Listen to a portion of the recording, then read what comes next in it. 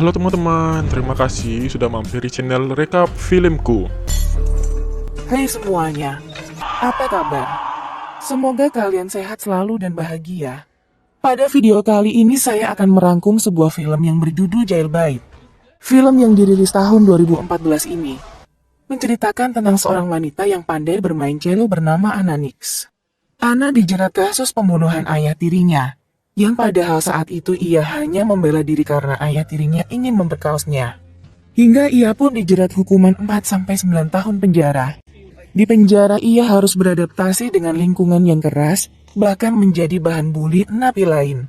Ia juga malah dimanfaatkan oleh kepala penjara yang cabul. Masalah terus datang kepada Anna.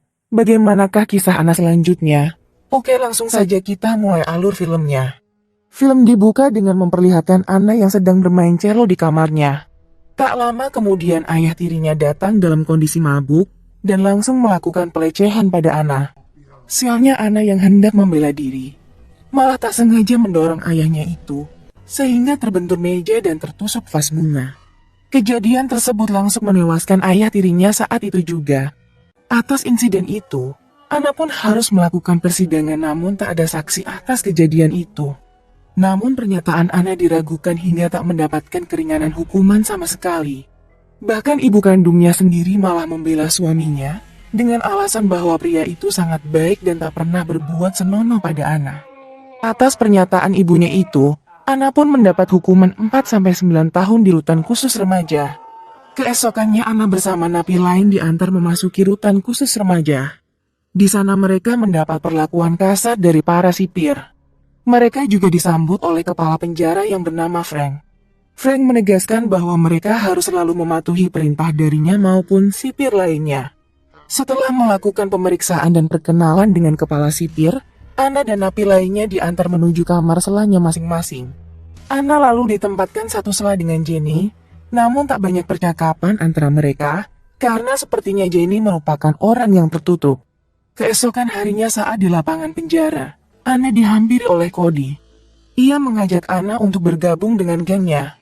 Cody bahkan menodongkan pisau saat ajakannya ditolak oleh Anna.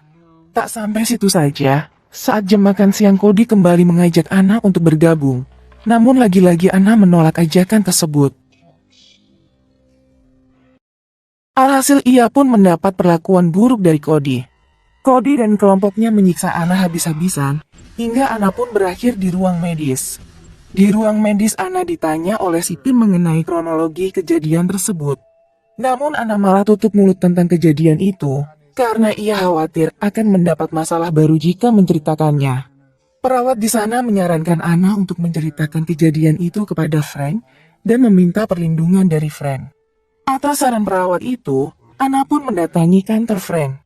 Di sana ia mengadukan perlakuan kasar napi lain pada dirinya. Namun sialnya kepala penjara yang awalnya tampak berwibawa mulai menampilkan sifat aslinya. Frank menawarkan perlindungan pada Anna dengan syarat Anna harus melayani dirinya. Anna yang masih polos pun menolak tawaran Frank dan langsung pergi. Di dalam sela, Anna hanya bisa menangis dan menceritakannya pada Jenny. Perlakuan kasar juga datang dari kelompok lain yang selalu mengganggu Anna. Akhirnya Anna memutuskan untuk bergabung dengan kelompoknya Cody. Namun ia sempat dihalangi oleh teman Cody yang bernama Joe, hingga berakhir dengan perkelahian. Sialnya gabung dengan kelompok Cody tidaklah mudah. Ada syarat yang wajib dilakukan oleh Anna, yaitu melakukan penganiayaan pada napi yang sempat mengganggu Anna tadi. Tidak hanya itu saja, aksi Anna akan direkam menggunakan HP milik Cody. Demi mendapat perlindungan dari kelompoknya Cody, Anna pun menyanggupi syarat itu, dan terjadilah perkelahian.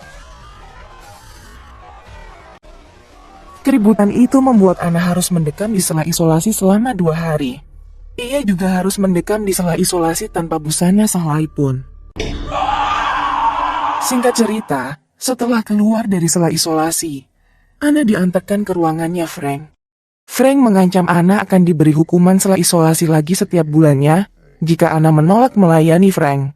Akhirnya Anna pun terpaksa bercocok tanam dengan Frank saat itu juga. Singkat cerita, Anna dikunjungi ibunya. Bukannya saling melepas rindu, pertemuan mereka malah berakhir dengan pertengkaran. Karena sang ibu masih saja membela suaminya, Ana bahkan mengungkapkan jika ayah tirinya itu ternyata sudah melecehkannya sejak ia masih kecil. Bukannya sadar, sang ibu malah semakin marah pada Ana. Ana yang masih kesal dengan ibunya sempat menceritakan masalahnya pada Cody. Sedang asik bercerita, tiba-tiba pemimpin kelompok lainnya datang menyerang Ana.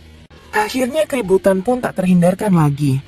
Karena masalah ini Ana kembali dipanggil oleh Frank. Frank malah memberikan pengampunan pada gadis yang menyerang Ana.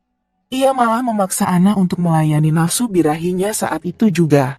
Setelah semua kejadian yang menimpanya, kini Ana sudah tidak polos lagi. Ia semakin beringas dan stres, apalagi Frank mulai ketagihan dengan Ana. Ia kembali dipanggil oleh Frank untuk melayani nafsunya. Alhasil kejiwaan Ana semakin terguncang, dan hanya bisa menghisap barang haram. Suatu hari, Ana yang sedang mandi kembali diserang dan dipukuli oleh kelompok lainnya.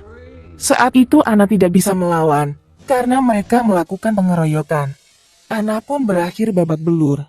Setiap harinya Ana selalu mengkonsumsi narkoba yang ia beli dari napi lain. Jenny sempat mengingatkan Ana untuk berhenti mengkonsumsi barang haram itu, karena bisa menghancurkan hidupnya. Akan tetapi Ana sudah kecanduan dan tak menghiraukan perkataan Jenny. Tiba-tiba Ana sakit perut dan mual-mual. Menurut Jenny itu adalah akibat dari mengkonsumsi barang haram. Suatu ketika Ana masuk sela isolasi lagi karena membuat masalah. Di sana ia menjadi semakin stres karena tidak mengkonsumsi narkoboy. Ana pun mengambil jalan sesat dengan melakukan percobaan bunuh diri. Akibat aksinya itu Ana dilarikan ke ruang medis dengan penjagaan ketat. Beruntung dokter menyarankan Ana untuk dirawat di ruang perawatan. Di sana ia kembali bertemu dengan perawat yang bernama Jane. Ia juga mengatakan jika dirinya ingin bertemu dengan sang ibu. Di momen pertemuan ini, sang ibu sudah menyadari bahwa selama ini, Ana sudah mengungkapkan kebenaran tentang apa yang sebenarnya terjadi. Apalagi sekarang rumah mereka telah disita, hal itu menandakan jika ada hal yang tak beres dengan mendiang suaminya. Sang ibu juga berjanji akan membawa Ana kembali ke konservatorium agar bisa tampil dengan celonya lagi. Ia juga mengatakan jika putrinya adalah sebuah anugerah dengan bakat yang memukau. Ia sangat menyesal karena seharusnya dirinya lah yang berada di dalam sela. Singkat cerita, Frank yang mulai ketagihan dengan anak ini menjadikan Ana napi kesayangannya. Ia membawakan sebuah cello yang sudah lama berada di gudang. Ana yang memang sangat merindukan bermain cello langsung memainkan cello itu di depan Frank. Suatu ketika Ana menyadari jika selama ini dirinya hanya dijadikan budak bercocok tanam oleh Frank. Ia pun memberanikan diri menceritakan masalahnya pada Jane. Jane menawarkan bantuan pada Ana jika dirinya akan melaporkan kelakuan Frank pada kepemerintahan. Apalagi dirinya memiliki saudara yang bekerja di kantor pemerintah. Sialnya obrolan Ana dan Jane dilihat oleh Frank melalui CCTV. Kemudian saat berada di loker untuk pulang, Jane diserang oleh Cody secara brutal hingga membuatnya tewas saat itu juga. Aksi penyerangan itu diperintahkan oleh Frank. Singkat cerita, suatu malam di rutan menggelar sebuah acara. Para napi mengekspresikan bakatnya masing-masing, termasuk Ana yang memainkan celonya.